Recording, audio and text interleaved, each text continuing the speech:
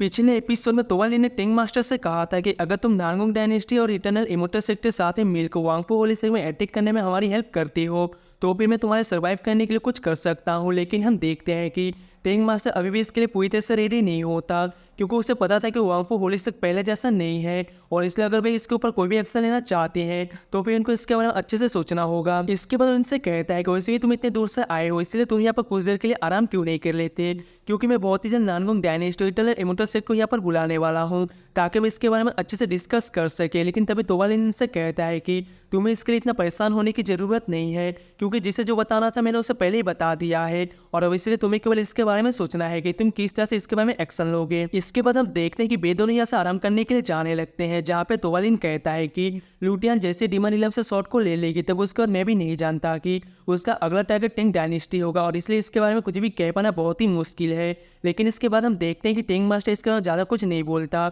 और फिर अपने आदमी से कहते हैं कि तुम इन दोनों का अच्छे से ख्याल रखना। मगर इसके तुरंत बाद ही हम देखते हैं कि फिंगलुंग का आवाज़ लगाता है जो कि तुरंत इसके सामने आकर खड़ी हो जाती है, जिसके बाद टेंग मास्टर कहता है कि तुम डीमन इलम के ऊपर अच्छे से नजर रखो और अगर वहाँ पर कुछ भी होता है तो फिर उसके बाद तुम्हें इसके बारे में मुझे रिपोर्ट करना है। जिसके बाद हम देखते हैं कि फिंगलुआन भी इसके लिए मान गई थी और भी वहाँ से चली जाती है। लेकिन वही उधर हम देखते हैं कि ल्यूटियन सीधे डीमन इलम में आ गई थी, जहाँ पर उसके लीडर के साथ में इसकी फाइट हो रही होती है। लेकिन तभी हम देखते हैं कि लीडर इसके ऊपर काफ़ी गुस्सा हो गया था और कहने लगता है कि तुम तो एक मामूली से इंसान हो, लेकिन क्या इसके बाद भी तुम्हारी इतनी हिम्मत हो गई कि तुम डीमन इलम में आ सको। अब इतनी बात कहने के बाद हम देखते हैं कि वो अपने पावर को एक्टिवेट कर लेता है, इस तरह से इस पर अटैक करने के लिए भी रेडी हो गया था। मगर इसके बाद भी हम देखते हैं कि ल्यूटियन इसके अटैक को बहुत ही आसानी से रोक लेती है, इसलिए लीडर फिर से अपने पावर की यूज़ के इस पर अटैक करने के लिए जाता है। मगर इसके बाद भी हम देखते हैं कि ल्यूटियन इसके अटैक को बहुत ही आसानी से रोक लिया था और इसलिए लीडर भी इसका कुछ नहीं कर पाता। मगर इसके बाद भी हम देखते हैं कि भी इतनी आसानी से हार मानने वाला नहीं होता, इसलिए फिर से अपनी फॉर्मेशन का यूज़ करने लगता है और फिर हम देखते हैं कि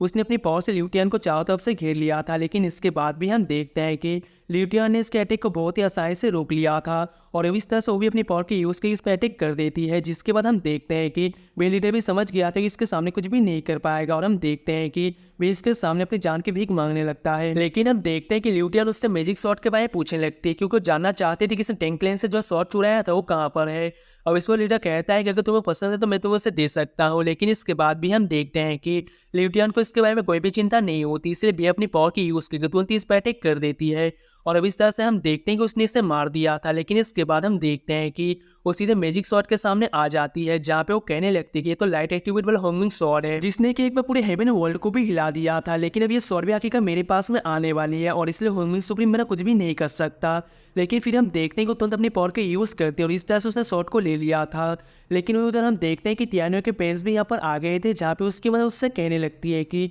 यहाँ की सिचुएशन उतनी सही नहीं है, इसलिए मुझे ऐसा लगता है कि तुम्हें इसके बारे में देरी नहीं करनी चाहिए और इसलिए तुम्हें भी प्रैक्टिस करने के लिए चले जाना चाहिए। लेकिन तभी हम देखते हैं कि यूकिन इनको इसके बारे में समझाने लगती है और कहती है कि आपको इसके बारे में चिंता करने की ज़रूरत नहीं है, क्योंकि आपका बर्थडे उससे भी ज़्यादा ज़रूरी है। लेकिन अभी भी हम देखते हैं कि तियानो के मदर को उसके बारे में चिंता होती है, इसलिए तियानो के फादर भी कहने लगते हैं कि तुम्हें इसके लिए परेशान नहीं होना चाहिए और इसलिए तुम इनको मना करने की कोशिश ना करो। जिसके बाद हम देखते हैं कि तियानो के मदर भी आखिरकार उसके लिए मान गई थी और तभी सियान भी अपनी गिफ्ट को लेकर यहाँ पर आ जाती है। तभी जियान उससे कहने लगती है कि तुम यहाँ पर क्यों आ गई, जिस पर सियान कहती है कि आज इनका बर्थडे है, लेकिन क्या इसके बाद भी तुम्हें लगता है कि मैं इसे सेलिब्रेट करने के लिए नहीं आऊँगा। मगर इसके बाद हम देखते हैं कि जियान इसके बारे में कुछ भी नहीं बोल पाती और ये सियान भी अपनी गिफ्ट को तियानो की मदर को दे देती है। जिसके बाद हम देखते हैं कि तियानो की मदर भी इसके लिए इसे थैंक यू कहती है और तभी जियान उनसे पूछती है कि क्या आपने इसे नहीं पहचाना। अब इस पर तियानो की मदर कहती है क्या मैंने इसे पहले देखा है। और इस पर जियान कहती कि ये भी आपसे मिलने के लिए हमारे साथ में गई थी, लेकिन असल में बात ऐसी है कि लड़का बनने की एक्टिंग कर रही थी और इसलिए शायद अभी इसे नहीं पहचान पाए।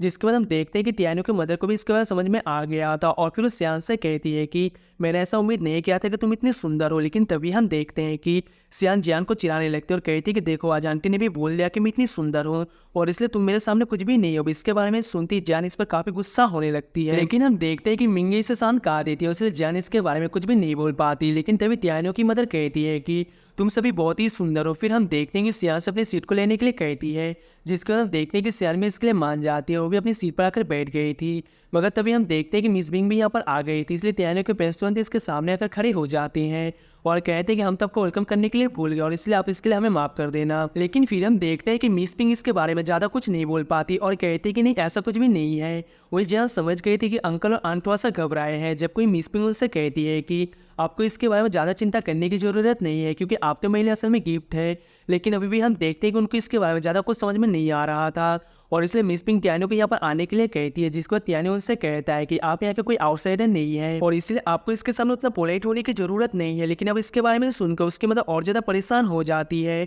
और फिर उससे पूछते कहते मैं कुछ हो तो नहीं गया। लेकिन इस पर त्यानो कहता है कि बहुत ही लंबी स्टोरी है, इसलिए मैं इसके बारे में आपको बाद में कभी बताऊंगा। और चलिए सबसे पहले हम सही बैठकर खाना खाते हैं, जिसके बाद हम देखते हैं कि उसके पेरेंट्स भी इसके लिए मान गए थे और फिर वो सभी एक साथ में खाने के लिए आ जाते हैं। तभी त्यानो का फादर उससे कहने लगता है कि तुमने इतनी सारी अचीवमेंट हासिल कर ली है, इसीलिए हम इस बात से काफ़ी खुश हैं, लेकिन फिर भी मैं चाहता हूँ कि तुम अपने बिहेवियर का ध्यान रखना। इस पर त्यानो उनसे कहता है कि आपको इसके बारे में चिंता करने की ज़रूरत नहीं है क्योंकि मैं इसके बारे में जानता हूँ। वही त्यानो के मतलब बाकी सभी से कहने लगती है कि तुम सभी बहुत ही अच्छी हो, इसलिए त्यानो ने अगर तुम्हारे साथ में कुछ भी बुरा करने की कोशिश किया तो तुम मुझे इसके बारे में ज़रूर बताना क्योंकि मैं फिर उससे इसका हिसाब किताब जरूर लूँगी। और इसे त्यानो अपनी मदर से कहता है कि नहीं ऐसा कुछ भी नहीं है, लेकिन हम देखते हैं कि उसके मदर ने उसे इसके बारे में बोलने से मना कर देती है। जिसके बाद हम देखते हैं कि मिंगे इनको इसके लिए थैंक यू कहती है और वो इस तरह से बेस सभी खाने के लिए रेडी हो गए थे। मगर तभी इसी वक्त हम देखते हैं कि मिंग भी यहाँ पर आ गई थी और फिर वो त्यानो से कहती है कि मुझे आपसे किसी चीज़ के बात करनी है। लेकिन इसी से इनसे कहते हैं कि मैं आपको डिस्टर्ब करने के लिए माफ़ी चाहता हूँ।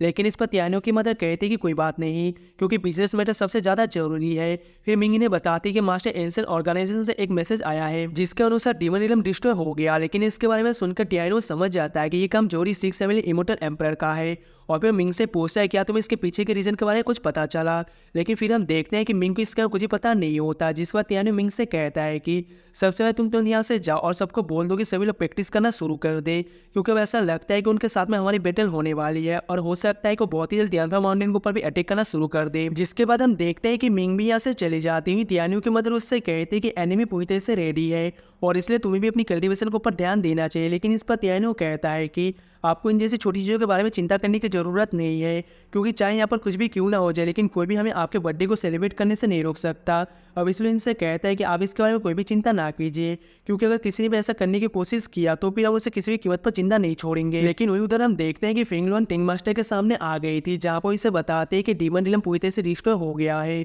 जिसके बाद हम देखते हैं कि टिंग मास्टर फेंगलुआन को यहाँ से जाने के लिए कहता है और फिर वो कहता है कि तोबालिन ने जो कहा तो पूरी तरह से सही है। और फिर हम देखते हैं कि अपने आदमी से उनको बुलाने के लिए कहता है। जिसके बाद हम देखते हैं कि तोबालिन भी यहाँ पर आ गया था और कहता है कि वैसे भी हमें यहाँ पर आए हुए काफ़ी टाइम हो गया है और अब इसलिए हम यहाँ से जाने वाले हैं। अब इस पर टिंग मास्टर कहता है कि तुम्हें यहाँ पर और कुछ देर रुकना चाहिए, जिस पर तोबालिन कहता है कि और भी कई जरूरी काम बाकी और इसलिए हम यहाँ पर ज़्यादा देरी नहीं कर सकते। अब इस पर टिंग मास्टर कहता है कि मैं नानगोंग डायनेस्टी और इटर्नल इमोर्टल सेक्टर के साथ में मिलकर अटैक करने के लिए रेडी हूँ और इसलिए मुझे इसके बारे में तुम्हारी एडवाइस चाहिए। अब इस पर तोबालिन कहता है कि तुम तो अपने आप में बहुत ही समझदार हो। जिसके बाद टिंग मास्टर कहता है कि नानगोंग डायनेस्टी और इटर्नल इमोर्टल सेक्टर तो हुआंगफू होली सेक्टर के साथ में काफ़ी लंबे टाइम से दुश्मनी है और इसलिए मुझे लगता है कि इसमें कोई ज़्यादा प्रॉब्लम नहीं आएगी। अब इस पर तोबालिन कहता है कि तुम तो इसका बड़ी जल्दी समझ गए और चलो मैं भी देखता हूँ कि तुम किस तरह से उन पर अटैक करती हो। मगर तभी हम देखते हैं कि चिपटिंग भागते वहाँ पर आती है और फिर कहती है कि हुआंगफू होली सेक्टर को कोई भी सक्सेस नहीं मिली। सो दोस्तों मुझे पता है कि मैं काफ़ी लंबे टाइम से वीडियो अपलोड नहीं कर पा रहा हूँ और मैं सच कहूँ तो मैं थोड़ा सा सीरियस हो गया था, जिस वजह से डॉक्टर ने मुझे बेड रेस्ट करने के लिए बोल दिया था, इसलिए मैं कुछ दिन के लिए वीडियो अपलोड नहीं कर पाया। बट आज से आपको रेगुलर वीडियो मिलती रहेगी। तो अगर आपको मेरी एक्सप्लेनेशन अच्छी लगी तो वीडियो को लाइक करके चैनल को सब्सक्राइब कर लेना। मिलते हैं नेक्स्ट वीडियो में, तब तक के लिए tata bye bye and take care.